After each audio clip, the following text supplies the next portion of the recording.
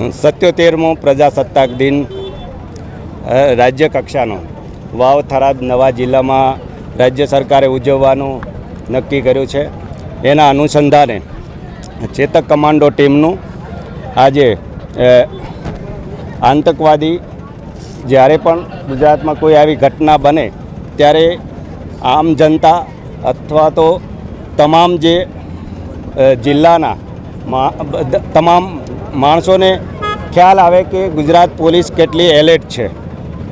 અમારા ડીજી સાહેબ તથા અમારા એડિશનલ ડીજીપી એટીએસ અને અમારા એસબીસી આપણે ગુજરાતના તમામ જિલ્લામાં આવી મોક ડ્રીલનું આયોજન કરતા હોઈએ છીએ. એના લીધે આપણને ખ્યાલ આવે કે લોકલ પોલીસ અને લોકલ પ્રશાસન કેટલું સક્ષમ છે આવી કોઈ ઘટના બની હોય તો એનો સામના કરવા માટે. આજે પહેલીવાર પ્રજાસત્તાક દિને આપણે ચેતક કમાન્ડોએ થરાદની જનતાને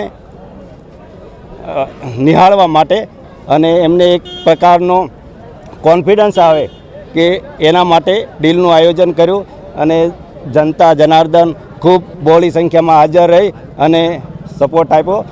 એટલે ચેતક કમાન્ડો વતી હું થરાદની જનતાનો પણ આભાર વ્યક્ત કરું છું.